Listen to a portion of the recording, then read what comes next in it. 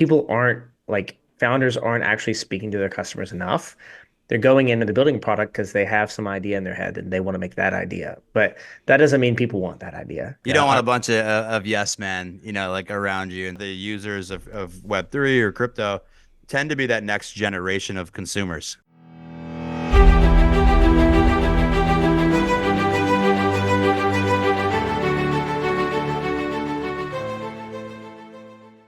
If you're a Web3 company or crypto project that wants to be a market leader in the Web3 space, then you don't want to miss out on the special advice and tips that our guest will be sharing with you today when it comes to making your brand number one in the eyes of your users with killer go-to-market strategies. This dynamic duo are top-tier strategists in marketing, sales, and business development. Today, I have Jody Flournoy and Avi Mash from Blockfuel with me. Welcome to the Web3 Mission Possible podcast. How are you both doing today? Good. Good morning, Felix. Thanks for having us on. Yeah, absolutely. It's a pleasure to have you on here. So you and Avi co-founded your company Blockfuel about a year ago. But before we get into that, how did you two actually first meet? And what was it about Web3 and crypto that caught both your attention where you both decided that this is the hotspot you want to heavily focus on? Yeah, I mean, I'll take that one, Jody. Sounds good. So Jody and I had met at a previous Web3 crypto Mm-hmm. custodian, and so we spent a lot of time together. Both were doing, enterprise sales, working with a lot of institutions. Prior to that, I spent about a decade in enterprise sales for MarTech companies. I know Jody spent about a decade as well, and so we had years of experience working with some of these Fortune 100, Fortune 500 companies. And then when we got into Web3, you're typically talking with the founders. And so having about 6 to 10 calls a day, we've built out an inherent network of people that not only we know, but we know pretty well. And especially in the Web3, you tend to get people's telegrams pretty quickly. And so that Mm-hmm. creates the sort of intimacy where it's not just like your cold outreach emails to folks, but we actually know them, whether they're in our broader network. And so that was, very exciting. And I think how we started Block Fuel. We both were doing some side consulting actually for some clients in the space. Our Okay. first one being Benzinga. They're a great publisher, and they put together a Web3 conference here in New York. I'm based here, and so I was able to get them, several speakers, several sponsors for their event initially. And that's how it kind of honestly started. I was talking with Jody, since we knew each other from our past company. And he was also doing a consultant for, another Mm-hmm. custodian. So we both kind of put our brains together and said, "Hey, let's launch this." Prior to that, I started another podcast called Pounding the Table. That was more in the traditional finance sector, and so Right. that's how I started the Block Fuel podcast. I said, this is a great way to get in front of companies, give them a medium that actually has 30 minutes to tell their story versus a digital ad that flashes on LinkedIn or something like that. What Mm-hmm. I've found especially interesting, I think, in Web3 is everyone's heard of names, in terms of, oh, I know this name, or I know that, I've heard of this company before. But what we found is a lot of people don't actually know what they do, and so I think the medium that we're just like you're doing, giving them that platform, ultimately to explain, what they do as a company, why work with them versus another company. And so we don't like to, as we were talking about before, we're not like shilling, coins. We're definitely not in that business whatsoever. It's more of like understanding who the founders are, kind of like you're doing right now with us. Get to Uh, know them under, and an educational yeah, process. yeah, exactly. And so Yeah. we've built out this, dynamic business now where it's really an agency for business development. Mm-hmm. We call it like concierge lead generation or deal generation, as well as our media side. So we have a podcast, we have newsletters, and we have social media that we work with some of the bigger brands, you've heard of in the space. So That is I don't know if you awesome. want to add anything on there, Jody. No, I mean that mainly covers it. I think, we have a lot of people on that we work with and great partners that work on the retail side going towards consumers. But, with our contacts and, what we found to be the biggest need is on the B2B side, Mm-hmm. as institutions come in, as, even just wealth managers, RIAs, is having a good, like, reputable medium for people to put their companies out there for, these wealth managers to understand, what they're doing and, what are the tools that, they should be using to Hmm. look out for their clients, protect their assets, learn what new assets are, coming into the space. So we found it to be a great way to meet a lot of really cool people, and I'm glad we could connect, Felix. Yeah, that's awesome. It's a pleasure having both you on the podcast, and I love your approach. By the way, it's providing that platform so that people within the industry could really share their story and also share their expertise and their insights and their thought leadership instead of just being able to shield projects, for example. We see a Hmm. lot of that, and here is this. It's important to have a platform where you can educate the masses as well, right? So it looks like we're all on the same page with that. So let's go back to and have a look at Blockfield, for example.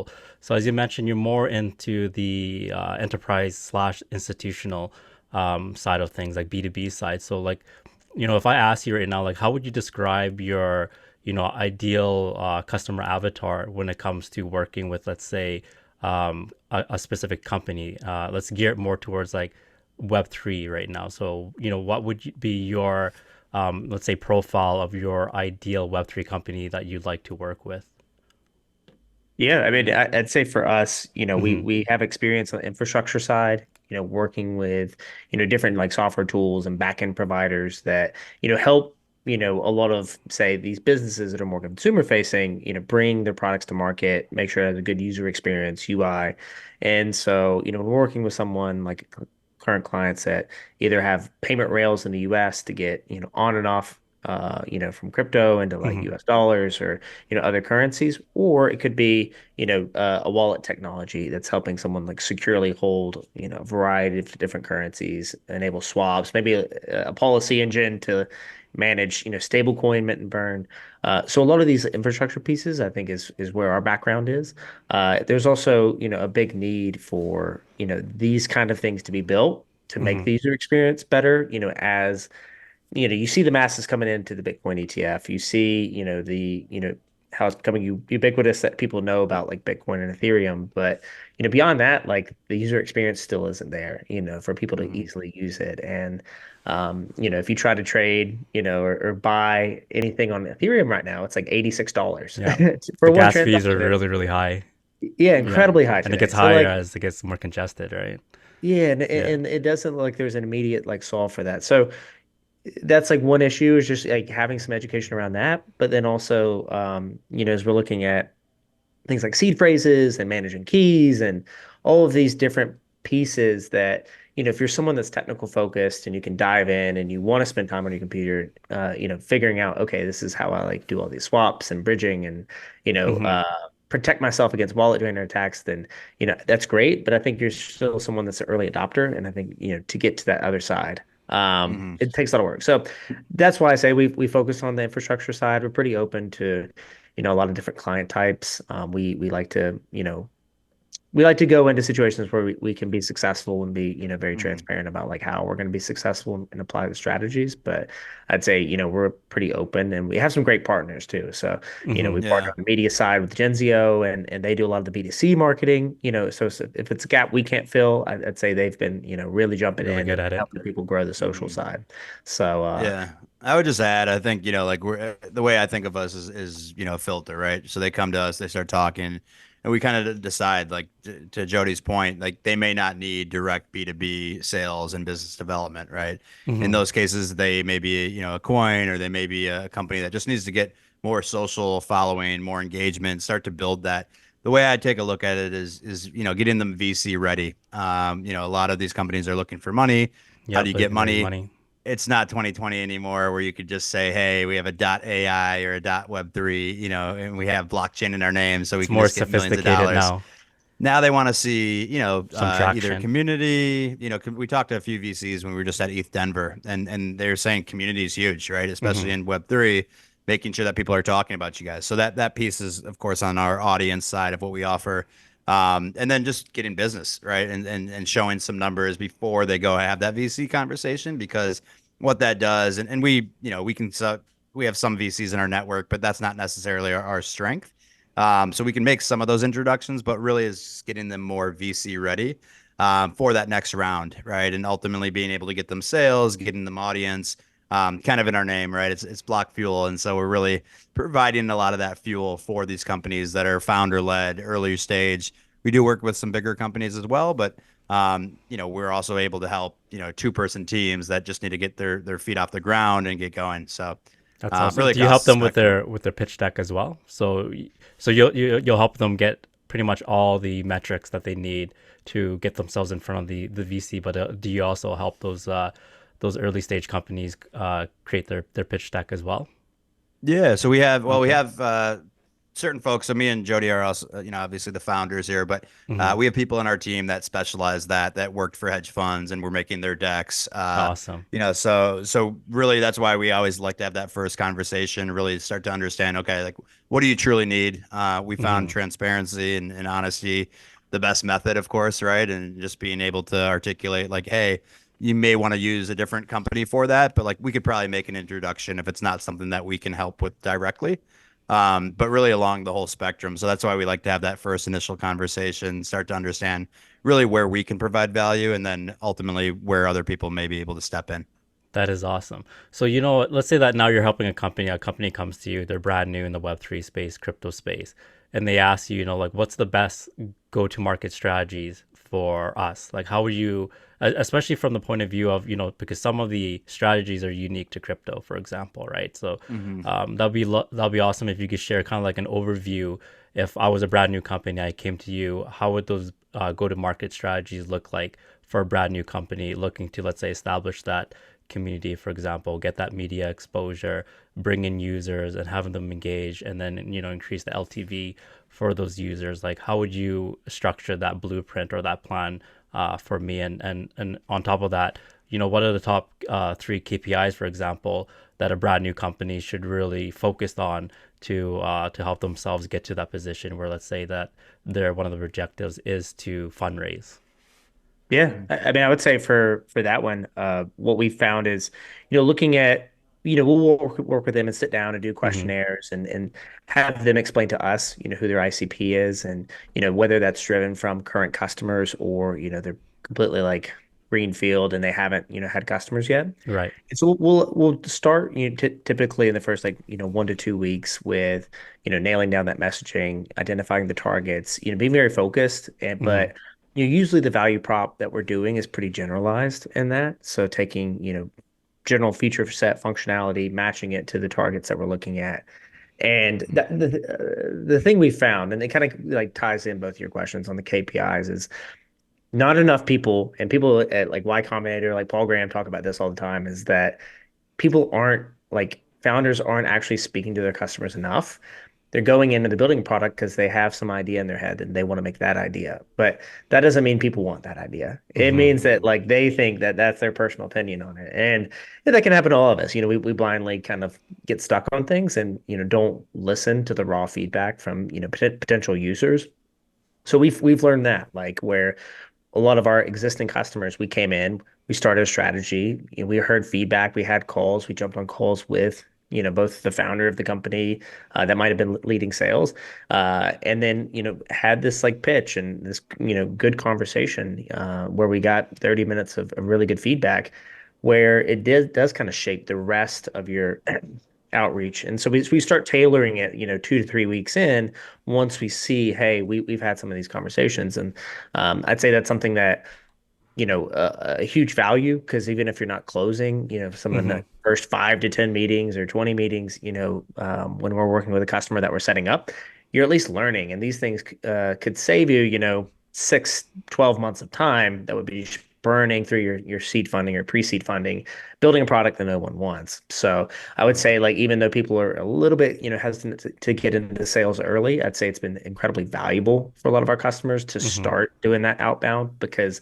you're speaking to people that aren't your friends or your VCs or within your immediate network. So they're going to either take the time or not. And if they do Yeah. take the time, you're going to understand why they took the time. And so I think doing that cold outbound and having those like, lukewarm conversations early gives you, more raw feedback than if you were, Just just ask talking. friends and family and Yeah, so yeah, talking forth. to friends Yeah. and family, and that's going to help. Right. You Exactly. don't want a bunch of yes men, like around you. And so I think Mhm. one thing I read actually a really great blog post from my former founder, Noah Breyer, who's like a mastermind with anything with marketing. And it was talking about agencies versus like the brand, who should kind of own marketing. And what they found is like, agencies ultimately are listening to kind of like the voice of the customer. So like the brand will ultimately explain how they view what their product is.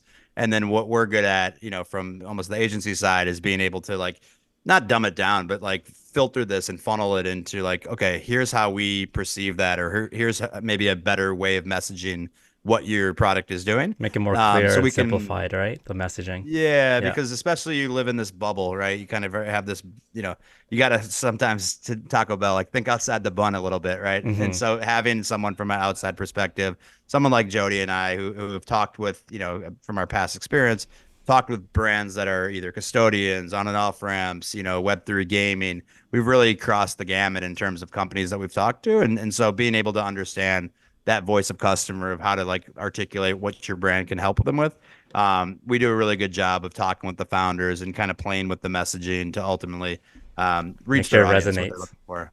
Yep. That's lovely. I love that. So let's say that a company right now or an enterprise, for example, they want to get involved in Web3, or maybe they're looking to make the transition into Web3. What are some of the most effective ways that let's say companies could incorporate Web3 capabilities into their current business model? So I know Avi, you could probably speak on this a lot because you are the director of institutional sales, right, at Prime Trust. So you helped Mhm. a lot of fintech companies really cross that bridge and help accelerate Web3 and crypto Mhm. development in their ecosystem. So I'll get both of your opinion on this, but so what would your Yeah. recommendations be to a company that is looking to most effectively incorporate any type of Web3 capabilities into their current business Mhm. model? So yeah, I mean, I'd say, and both of us were kind of in a similar role over at Prime Trust, but Hmm. I think even my decade plus in Martech, I was talking with a lot of retailers and folks that are not Web3, they're Web2 very clearly. But I think the ETF from Bitcoin started to get a lot more people interested in Oh saying, yeah. okay, this is not some people in their basement with their parents' basement ordering pizza and flipping some coins. While that still exists and their meme coins still exist, like I think there is a true area, and we're starting to see some of that in gaming, right? Yeah. Where you can incorporate it and with NFTs specifically, like my avatar, you can start to pile on and get a hat, dog with hat or something. You can start Hmm. to add on additional elements to that, payments, being able to do some of that stuff. But even like traditional retailers, there's a PayPal button, there's a Visa button. Like there should be more on and off ramps in crypto, the ability to pay with crypto, especially as this proliferates and it becomes more ubiquitous in terms of the users, right? And a lot Yeah. of the users of Web3 or crypto tend to be that next generation of consumers. Reality is they're a lot younger. If you look at the audience of who that hits, and so those are the next like savvy consumers. And what I found with Web3 specifically, like those groups tend to be very cult-like in nature and like really dedicated and like your best customers that will be Yeah. repeat Strong buyers and advocates. over. And still there's a sense of like, okay, this is, magical money. There's still kind of that sense of it where it's like, am I going to pay $1? But I have all this other, Ethereum. Perhaps I'd want to use Ethereum to buy Nike shoes, right? And so Yeah. you see some of those brands starting to dip their toes in, right? I think Nike's actually doing a pretty good job of that. But being able to even provide a digital copy of whatever product they have to create that almost membership loyalty feel to it. Hmm. I think that's, what I'm seeing and what I'd like to, we're actually going to be interviewing, the head of Web3 for Forbes and the head of Web3 for Vodafone. And so, non-traditional Web3 companies understanding what they're doing and why they're trying to dip their toe in. Yeah, I think it's really exciting to see kind of, I think a long-winded answer to your question, but if I were to summarize it, like the e-commerce piece, I think especially Uh-huh. should be available for a lot more people, the ability to pay with crypto, without touching it. So like those on and off ramps or, Very companies out there. seamless. Yeah, that can, Hmm. if the company doesn't want to hold Bitcoin on their balance sheet, for instance, like there are areas out there and companies out there that can convert so they don't even ever have to touch the crypto themselves and deal with that volatility. They Hmm. could just receive dollars on their balance sheet, but allow people to pay ultimately, with any crypto. I love that. Yeah, so onboarding the process is a lot easier, especially from the payment side. And one thing that you had mentioned was allowing the the everyday person to get involved in terms of the digital ownership. So are you referring more to like the NFT side of things, that particular aspect? Well, I think it's two parts, right? So I Hmm. think, there's some of that loyalty, right? Like Nike can create a replica, a digital replica of the shoe you just bought. And now if I, for instance, and I don't know if Nike specifically is doing this, but what they could create is this like loyalty program. You own the NFT, like use that NFT and you could be able to then get 5% off any purchase, Yeah, moving forward, right? it So there's unlocks perks. that. Yeah, and I noticed it. I probably say this way too much on every podcast. For like going to NFT week, I kind of realized this where I went into a free concert because I had one of the NFTs, and because I had the Mm, NFT, I also got free beer. I was able to get free food. So it was like, okay, this is now cool to have an this picture NFT. of a cat. It's not just this JPEG. Now there's like some viability behind it, right? So I think Yeah. that's one piece. And then to summarize, I think that e-commerce component to it, like having the ability to pay with crypto for items where the Hmm. brand doesn't necessarily need to deal with that volatility again. But they can then collect the dollars, right? So there's converters out there, and that was something that Prime Trust you could do. But there's many others out there that you'd be able to then take that really quickly to use liquidity and then make him pay in dollars effectively to the brand. That is awesome. So another thing that you had touched on is, the demographic. Right now, it's geared more towards the next wave of consumers, for example. So right now, if you look at kind of like the crypto landscape or the Web3 landscape, it's very a younger generation. We could even classify, let's say, as 35 and under. It's really at this point really male dominated, right? So let's Mm-hmm. say for what would your advice be for, on how, let's say, Web3 companies could expand on their demographic and really serve new demographics, such as, let's say, now, how do we attract females into our Mm-hmm. ecosystem? Like what are some of those catalysts that could spark, movement in those directions? So let's say right now a company comes to you, and they want to say, hey, look, we're getting to Web3. We want to now really target, let's say, the female demographic. Can you help us with that? Like, what would your advice be to them? Joe, do you want to take that one? Yeah, I mean, we'll give it a shot. So I would say it's certainly the case coming from like Denver this weekend. Avi and I may have seen like a few women, Hmm. but it's a bad ratio, and I think it needs to improve as the space matures and to get the broader masses involved. And I think there's certain areas where that are like very tip of the tongue, or people have said before, like, hey, let's do ticket sales, through Hmm. NFTs, which is already a thing and already implemented, across different platforms. Not ubiquitous, not everyone's using it, but my wife's a huge Taylor Swift fan, and so it's a good example because it's like, hey, this is like huge impact, a huge following. NFL, viewership was up. Super Bowl viewership was up because she was involved, in the narrative of the NFL and her relationship with Travis Kelce, the tight end in the NFL. And so, one way we see that is if you have these like loyalty programs that don't shift the way that they're really structuring the programs, except for like enabling NFTs. I think Hmm. that's a way to get more people involved and understanding about using a wallet and holding stuff on your phone and sending it. And so I think with the example of Taylor Swift, you have a lot of these like marketing segmentation of like very very loyal brand customers. And if you can go and buy an NFT that suddenly gives you first tranche access to buy Taylor Swift Mm-hmm. tickets when, she's going into, your select city, say, New York or Seattle, then that is something that people would pay access for. They don't want to like log in. And there was a guy this year that had that basically like rerouted his server through like, Virginia, and to try to find the closest data center to where, the Ticketmaster seats were being released. And so he would be able to ping in and get into the waiting room fastest to buy tickets. So a lot of people are like buying, sniping these tickets really early, driving up the Mm-hmm. price. Real fans can actually go. Hmm. But the cool thing is if you're incorporating, I think, a very tangible part of Web3 and using an NFT is that like, hey, if I'm a scalper, maybe I figure out how to game the NFT system. But ideally, someone like my wife or any of the other million Taylor Swift fans could find a way to verify their identity, through KYC or kind of a private KYC service, buy an NFT, verify that they're a super fan, verify that if they are allowed like to buy tickets early through like an early tranche of ticket seats being released, that they can then like, that or they're maybe 85% likely to actually go through with the purchase. So Hmm. it becomes a win-win. You don't have this market being like scalped by people that are just able to like, work ticket sites faster. It's like, hey, let's, Taylor Swift camp's like, hey, we're actually rewarding the people that will be in the seats and, the value of the tickets not being extracted by this like, Right. middle layer. So I think there's a lot of things like that are problems right now and that have a Hmm. bigger female demographic. And like, how can you, do that extra mile to make it where it's worth it for them, not just to play around with NFTs, but to actually have something like that where Mhm. they're able to like access their favorite concert without having to like pay big amounts out of pocket.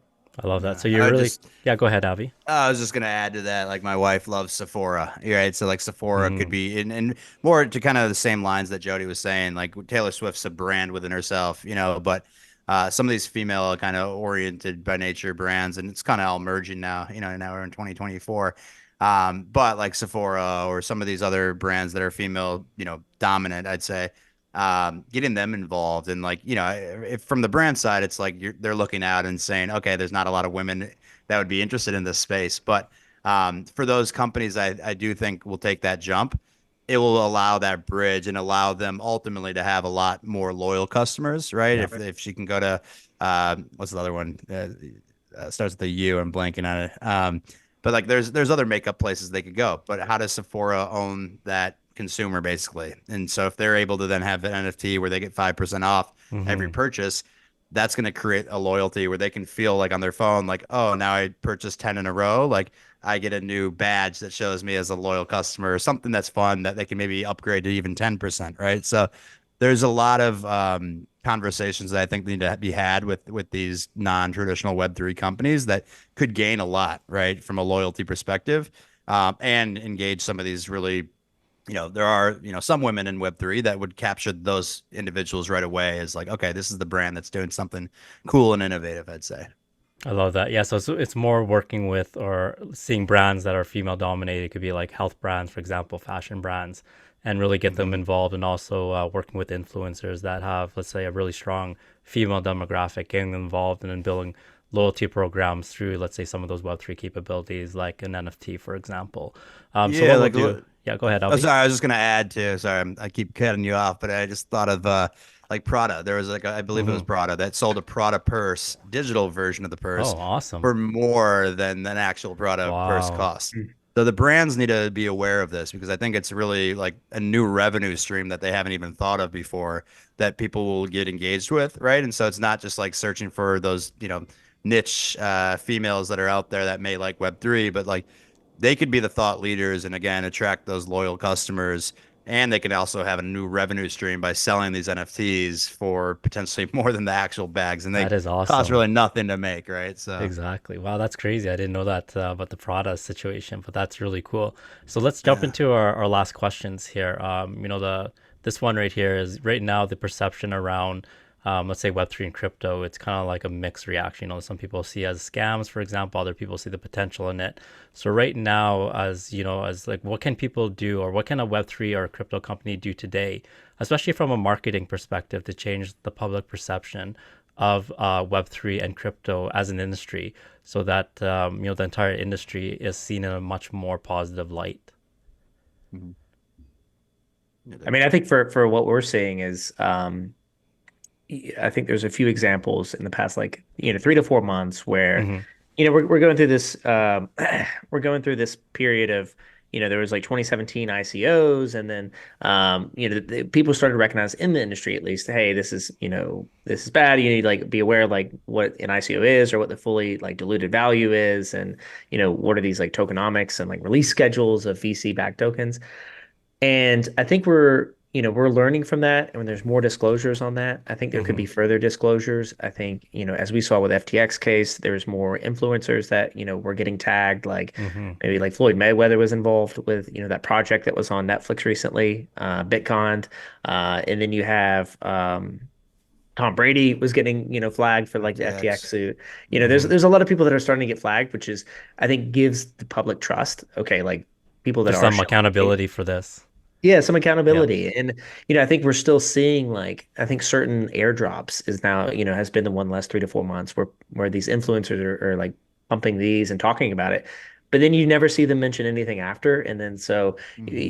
it's cool to see, other influencers come in, to the general public and say like, hey, this person, was given this pre-launch allocation Mm-hmm. that they didn't disclose. And, they're pumping this project likely because they're going to sell on you. And so I feel like in the past 2 to 3 months, there's like a Dimension airdrop or there's like a Satoshi VM, and people were actually exposed for that. Mm-hmm. So Hmm. might be really granular, might be on the retail side away from like our customers, but I think that immediately comes to mind is just seeing like a disclosures around like if these are or are not securities, there needs to be for all assets disclosures on if you're, why you're talking about it, have you received tokens, everything you see Hmm. in like, the typical stock world of providing not financial advice. I think for our customers, it's more around like clarity on like custody, who they're using to like custody the assets directly, any fees for the on and off ramping, what Mm-hmm. that looks like, the banks that they're going in and out of, and then Hmm. just clear like rules around like KYC and expectations. So I think preserving people's privacy, but also being in accordance with all BSA laws in the U.S. at least. Yeah, I would add on. I think like doxing. Like I trust someone that Anonymous. has a face and a Yeah. real name behind them. That their brand is themselves, right? And it's Yeah. very hard to gain a good reputation in the world, and it's very quick to lose that reputation in a heartbeat, right? Which is Mm-hmm. why we never like shill coins, why we never do anything like that, and rug pull your own listeners, right? But I think beyond that is what I found, cool, and especially over at ETH Denver, like there was actually still some people that were like in a costume that didn't want to dox themselves, and Oh, like that's I personally interesting. wouldn't trust them as much Mm-hmm. because like, why not? And so what I'm finding is the CEOs and founders that are out there on LinkedIn, doing spaces, doing things like even podcasts and putting themselves out there like you typically can feel, and of course, there's the Sam Bankman-Frieds out there and people that have been docs that are bad actors in some cases too. But what I've found is people want to have a face to identify, especially in the U.S. where you can sue someone, right? You'd rather trust a company that has a leader that is out there talking and Correct. showing their face and can look people in the eye when they're talking about what they're doing versus some NFT, a picture of a cat that's like shilling coins, right? Like Yeah. that's eventually, I think we're filtering, like Jody was saying, like any new industry is going to have bad actors, right? And there's Mm-hmm. always going to be, same with finance that happened as well. The internet, there's the pets.com, but then there's the Amazons built out of that too, right? So Correct. I think what you're finding now is the companies that are out there that are showing someone's face, that are real people, that are able to talk about their companies, like those are the best. And by something kind of self promotion, like what we'll help do is like help them to get there. So if they can Mm-hmm. talk with us like for an hour, we can then help them to like write out their LinkedIn and get their company out there more in different mediums. So it's not just Twitter, but like LinkedIn, not necessarily TikTok, but also like going into Reddit channels and being able to get out there across all channels to attract the biggest audience, but do it in an authentic way where your face is being shown and people know, Who if you something are. goes wrong, to point the finger at basically. Yeah, there's just So, some accountability, and both all the points that both yourself, Avi, and Jody have really talked about really centers around transparency, right? So hmm. the whole doxing, making sure that there's a face to the company, for example, as opposed to some NFT profile picture that they use, and also with the the accountability side that Jody had mentioned with the airdrops, there was a problem with that when mobile came out, where we found a bunch of influencers that was natively or advertising these products and services that were being sponsored without Hmm. publicly disclosing it. And eventually, in about the mid 2010s, the FTC came down and created guidelines in order for if someone were to promote a particular product, then there was a certain guideline that they have to do. So I would assume that the same thing is going to happen here, is that there's going to be a lot of clarity in terms of if let's say somebody is promoting a product, then there is going to be a guideline for them to follow, so that there is more public disclosure, and the public could really understand what's the purpose of, let's say, these Yeah. posts.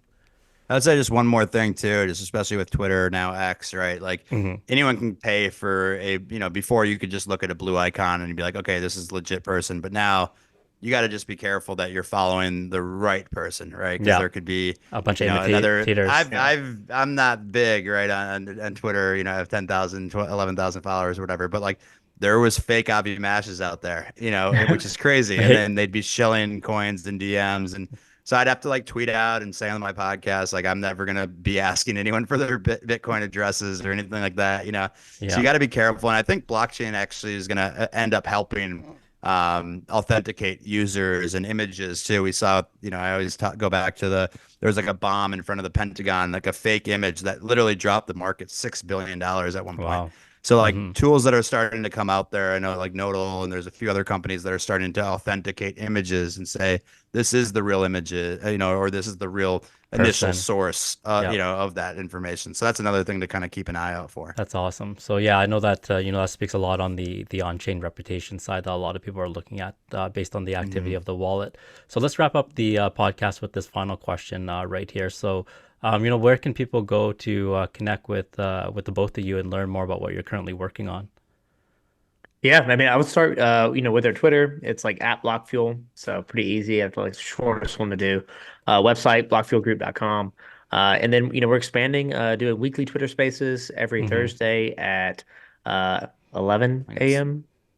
Pacific, Pacific. 2 p.m. Eastern, or gotta remember that time. Give us a follow on Twitter and then we'll lock Yeah, down the time. we'll update Sounds it. good. Yeah. Uh, Yeah, I'd say just to add on to that, I think we're going to be doing a lot more like LinkedIn spaces, hmm. or they're called LinkedIn Lives. And any company that's out there that feels like a little bit lost or they could do a little bit better, feel free to reach out. Like, we don't charge for like a 15-minute conversation, right? So always happy to talk, and maybe it's a good fit or maybe it's not. But typically someone jumps on a call with us, we can either point them in the right direction again if it's not something we can help with. So happy to always have a conversation. That's awesome. So, Jody and Avi, thank you so much for coming onto the podcast and sharing your thoughts and expertise on marketing and all the different growth factors that will empower Web3 companies to evolve in this rapidly changing landscape. So, you know what, everyone, make sure to follow both Avi and Jody on LinkedIn and all their other socials as well. And be sure to check out their website as well, blockfuelgroup.com, if you're looking for the best help on how to market and grow your Web3 project. So, all the links will be in the description below. And with that, we'll see you in the next one.